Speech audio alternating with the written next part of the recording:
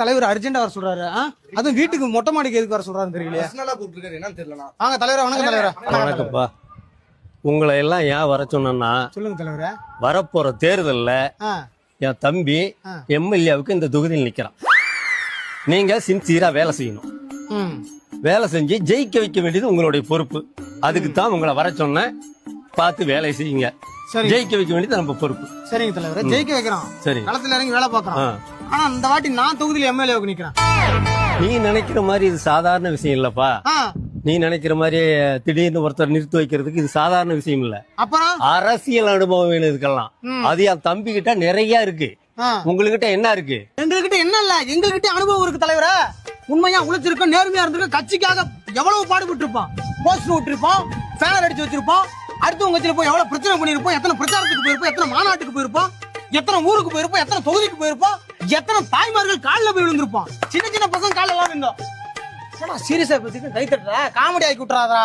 ஒவ்வொரு கட்சியிலையும் நம்மள மாதிரி இளைஞன் தொண்டனாவே இருந்து சாக கூடாது. அவனும் மேல வரணும், இளைஞர்களும் மேல வரணும். அதுக்காக பேசிக்கிட்டு இருக்கேன். குத்தி போடும், ஏத்தி போடும். கம்முன்ற தலைவரை இந்த கட்சிக்காக எவ்வளவு வருஷம் உழைச்சிருக்கேன் தலைவரா. எங்க அப்பா அந்த கட்சியில செத்து போனான். அதுக்கடுத்து நான் வந்தேன். உழைச்சிருக்கேன். சரி, இல்லன்னு சொல்ல பாருங்க எவ்வளவு உழைச்சிங்க. அதுக்காக உங்களுக்கு சீட்லாம் தர முடியாதுப்பா.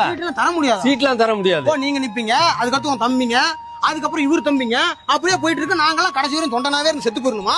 அப்ப இளைஞர்கள் மேல வரும் நினைக்க கூடாதா? அப்படித்தான் இறங்கி வேலை செய்யுங்க. சரிங்க தலைவரா. இல்ல அப்படின்னா நீங்க போய்கிட்டே இருக்கலாம். அப்படிங்களா? அரசியல் புத்தியை காட்டுறீங்களா எங்களுக்கிட்ட? உங்களுக்கிட்ட வேலை பார்த்த எங்களுக்கு அரசியல் புத்தியை காட்ட தெரியாதா? அப்ப போறோம், சும்மா போக மாட்டான். புதுசா எதிர்கட்சி ஒண்ணு ஆரம்பிக்கிறான். புதுசா ஒரு கட்சி ஆரம்பிக்கிறான். ஆரம்பிங்க. 234 தொகுதியில இந்த முரளியை தெரியும். இந்த முரளியை தெரியாதுன்னு சொல்றவங்க யாருமே இருக்க மாட்டாங்க. ரவுண்டு கட்டி அடிக்கிறான். அப்ப தெரியும். உமாரா நான் பாத்துக்கிறேன், எனக்கு ஓட்டு விடும். தம்பி கட்சி ஒண்ணு ஆரம்பிட்டா. கட்சிக்கு பேரா முதல் அக்கு தானே, அக்கா பொண்ணு கிக்குறானு விடா. முதல் அக்கு தானடா, ஏ அக்கா பொண்ணு கிக்கு தானடா.